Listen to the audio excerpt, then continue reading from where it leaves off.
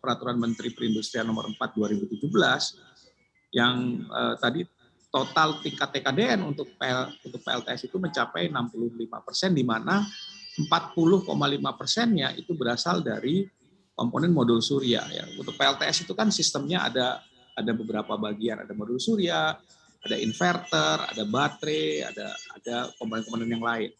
Nah, modul surya itu 40% lebih. Nah, ini yang menjadi kendala saat ini karena di tengah adanya persyaratan untuk penggunaan TKDN sebenarnya agak sulit untuk bisa memenuhi tingkat kandungan dalam negeri tersebut. Kenapa?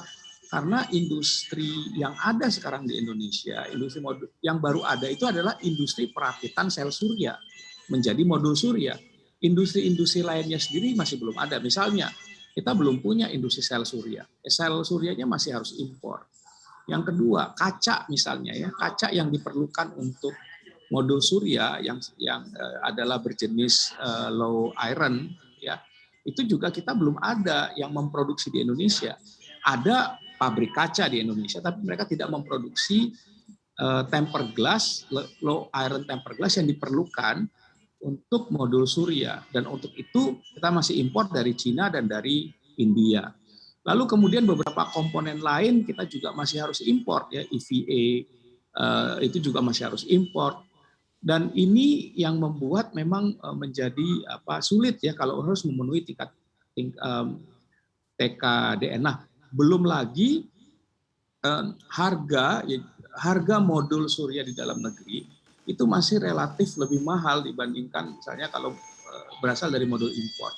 Dan selisihnya itu bisa mencapai 4 sampai dengan 40% selisih harganya. Nah, mungkin orang akan bilang bahwa ya bisa dong tetap pakai komponen dalam negeri. Bisa saja sepanjang proyek itu harganya mau lebih tinggi. Nah, sementara kalau kita bicara proyeknya PLN atau proyek-proyek commercial and industry, mereka kan ingin mendapatkan harga listrik yang semurah mungkin gitu ya, dan capex-nya rendah. Nah, ini tidak mungkin gitu untuk bisa dipenuhi dengan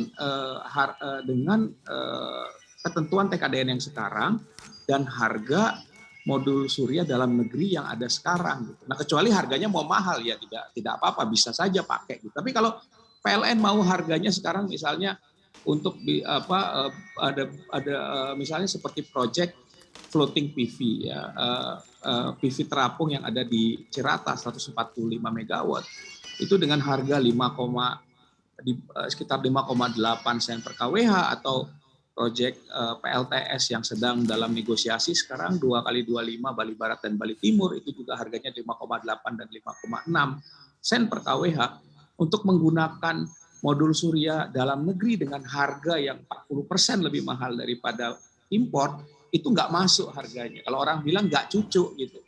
Nah, ini yang menjadi kendala karena kalau ketentuan TKDN ini dipakai, maka investor nggak akan bisa mendapatkan return sebagaimana yang diharapkan. Lalu juga persoalannya kalau ini misalnya commercial project dan ingin didanai oleh perbankan, ya perbankan internasional, mereka masih belum menerima sebenarnya modul surya di dalam negeri ini sebagai modul yang bankable ya. Jadi ini juga jadi satu persoalan ya. Jangan lupa install aplikasi CNBC Indonesia di App Store maupun di Play Store untuk mendapatkan informasi dan perkembangan terkini dari berita-berita ekonomi dan bisnis.